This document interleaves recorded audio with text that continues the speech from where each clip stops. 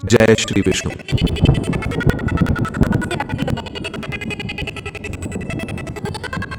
जो भी इस कथा को सुन रहा है उसके जीवन में श्री हरि कृपा बरसे और वैशाख मास का यह पुण्य उसके मन, मस्तिष्क और आत्मा को प्रकाशित कर दे।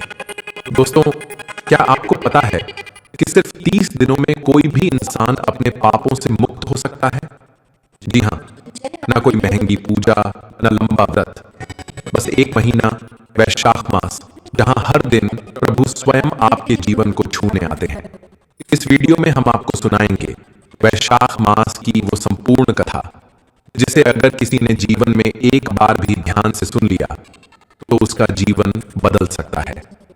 वीडियो शुरू करने से पहले अगर आप भी चाहते हैं कि ये कथा हर जरूरतमंद तक पहुंचे, जीवन का कल्याण कर सकती है, और हां, नीचे कमेंट में जय श्री हरि लिखकर प्रभु का आशीर्वाद पाइए, ताकि आपका जीवन हमेशा उन्नति और शांति से भरा रहे।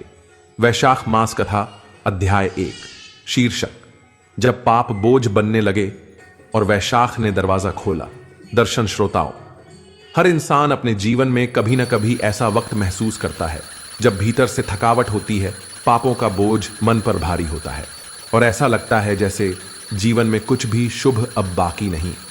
लेकिन ऐसे ही क्षणों में भगवान एक मास बनाकर आते हैं जिसका हर दिन पापों का प्रायश्चित बन जाए, हर सुबह नई शुरुआत का संकेत बन जाए, और उसी मास का नाम है वैशाख। शास्त्रों में कहा गया है कि यदि कोई व्यक्ति वर्ष भर का पुण्य एक साथ कमाना चाहता है तो उसे केवल वैशाख मास को सही समझकर जीना चाहिए। पर सवाल उठता है, क्या खास है इस महीने में?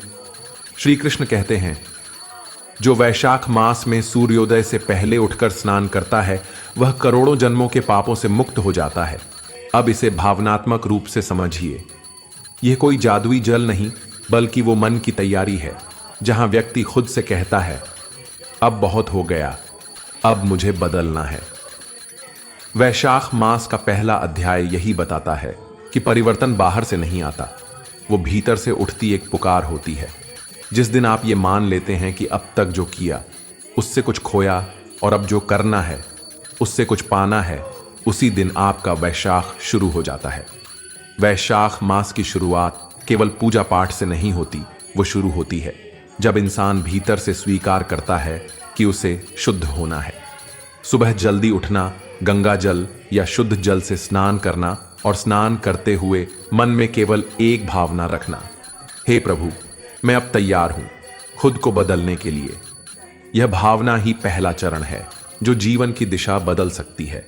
गंगा, यमुना, सरस्वती, नर्मदा, गोदावरी, इन पवित्र नदियों का आह्वान करते हुए जो व्यक्ति इस मास की सुबह को अपनाता है वो पवित्रता का पहला अधिकार प्राप्त कर लेता है। यह न सिर्फ शरीर को शुद्ध करता है, बल्कि मन को, विचारों को और स्मृतियों को भी धो डालता है। तो अगर आपने भी जीवन में कभी वह भारीपन महसूस किया है तो जान लीजिए, आपके पापों से ज्यादा शक्ति आपके एक नए निर्णय में है, और वैशाख मास आपको वही शक्ति देता है। बस सुबह जल्दी उठिए, शुद्ध जल से नहाइए, मन को प्रभु को अर्पण कीजिए और कहिए, हे भगवान, अब मैं तैयार हूं। वैशाख मास कथा अध्याय 2। शीर्षक: जब सूरज सिर्फ उजाला नहीं, मोक्ष का द्वार बन जाता है। दर्शन श्रोताओं, हर सुबह एक नया दिन लाती है, पर वैशाख मास की सुबह कुछ अलग होती है। ये सिर्फ रोशनी नहीं लाती, ये अंधेरे को जड़ से मिटा देने की शक्ति लाती है। और जब कोई व्यक्ति वैशाख मास की सुबह सूर्योदय से पहले उठकर प्रभु का स्मरण करता है तो शास्त्र कहते हैं कि उसके जीवन के पिछले जन्मों तक के दोष भी मिट सकते हैं। अब आप सोच रहे होंगे, सिर्फ सुबह जल्दी उठने से इतनी बड़ी कृपा कैसे मिल सकती है? तो सुनिए, हर चीज का फल उसके समय और श्रद्धा से जुड़ा होता है। जैसे एक बीज जब सही समय और मिट्टी में बोया जाए तो वह फल देता है, वैसे ही वैशाख मास की ब्रह्म मुहूर्त में किया गया कर्म सीधा आपके जीवन की दिशा को मोक्ष की ओर मोड़ देता है। शास्त्रों में वर्णन है, जो व्यक्ति वैशाख मास में सूर्योदय से पूर्व स्नान करता है और फिर सूर्य को जल अर्पण करता है, उसके समस्त दुष्कर्म नष्ट हो जाते हैं। और यहाँ स्नान सिर्फ जल से नहीं, यह मन, बुद्धि और आत्मा के शुद्धिकरण का भी उपाय है। अब इस बात को गहराई से समझिए। सूर्य केवल एक ग्रह नहीं है, वह प्रकाश का प्रतीक है। और जब आप उस प्रकाश के सामने स्वीकार करते हैं कि अब आप अपने भीतर की सफाई चाहते हैं, तो ब्रह्मांड का यह दिव्य तत्व आपके संकल्प को सहारा देता है। तो आज से आप ये अभ्यास शुरू कर सकते हैं। 1. सुबह ब्रह्म मुहूर्त में उठें, लगभग 4 से 5 बजे के बीच। शुरुआत में भले अलार्म से उठें, लेकिन धीरे धीरे शरीर को इसके अनुरूप ढालिए। यह समय देवता जागने का समय माना जाता है। 2. शांत चित्त से स्नान करें और मन से प्रार्थना करें। सिर्फ शरीर नहीं धोइए, बल्कि ये भावना रखिए, हे प्रभु, मुझे भी भीतर से शुद्ध कर दो। 3. पूर्व दिशा की ओर मुंह करके सूर्य को जल अर्पण करें। चुपचाप विनम्र होकर एक छोटी सी भावना के साथ, हे सूर्य देव, आप मेरे भीतर की अज्ञानता को भी उजाला बना दीजिए।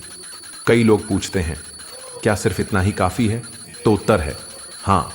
अगर श्रद्धा और नियम से किया जाए तो वैशाख मास का सूर्योदय आपके जीवन का सबसे बड़ा मोड़ बन सकता है।